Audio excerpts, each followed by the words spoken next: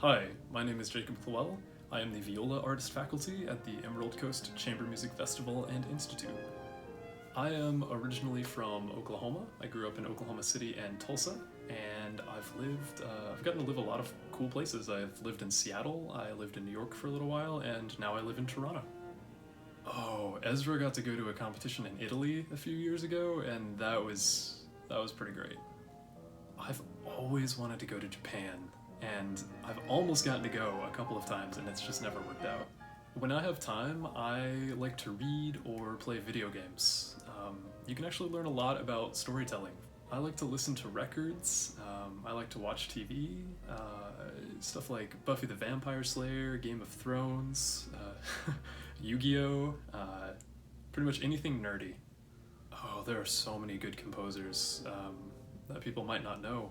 Howard Blake is phenomenal, Lara Auerbach is phenomenal, Patricia Moorhead is phenomenal. I could go on for a while here.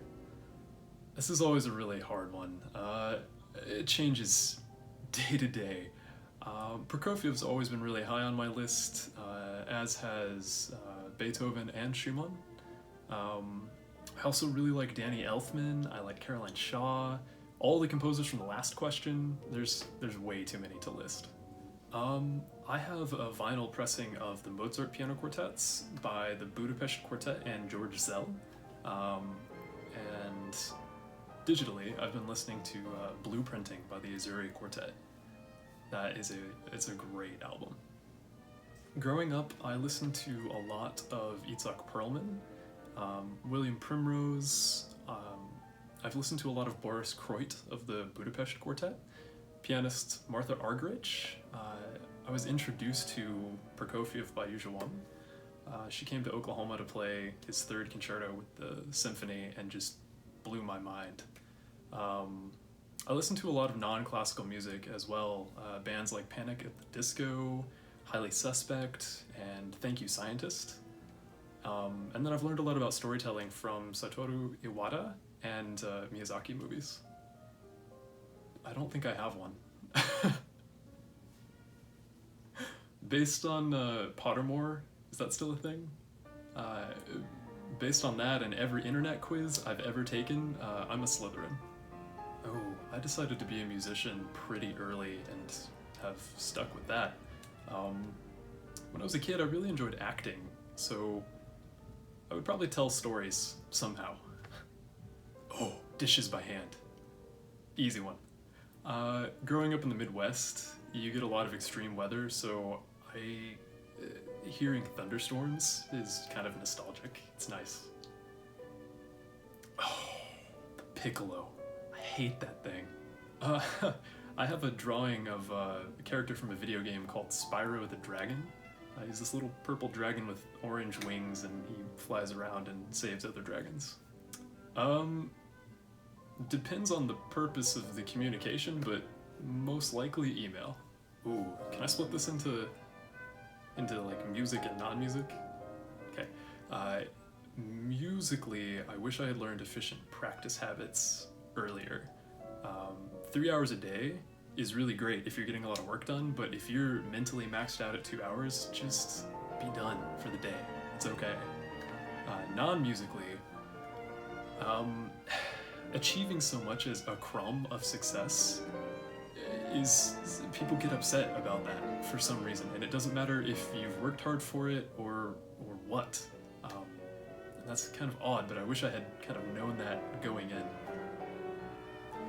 I should have gotten out of the local bubble a lot earlier. I went to a local summer festival when I was in high school, and I learned a lot, and it was really good for my development. But the first year of my undergrad, I went to the Eastern Music Festival, and it was just amazing to be around people from conservatories from all over the country and some from all over the world, and be around ideas that are just different than what was being thrown around Oklahoma at the time. So I wish I had gotten out and experienced that level of interchanging of ideas, inter-idea changing, I'm not sure what the term would be, just earlier. This is gonna sound like I'm pandering a little bit to the whole point of the Chamber Institute, but learn to be a really great chamber player. You'll be better in orchestral playing, You'll be better in both your concerto and unaccompanied solo playing. All of that is going to improve as you understand how relationships work in the music. Part 2 of that would be really confident in the part of the field that you want to go into. I never really wanted to be an orchestral violist, and now I'm not. I do solo stuff and I do chamber stuff. And, you know, I was always told to prepare for life as an orchestral violist, but that's actually the smallest part of what I do, and it's because I made a decision early on, I really want to play chamber music. So that's what I went and I pursued it, and so just find what you want to do and go make that happen.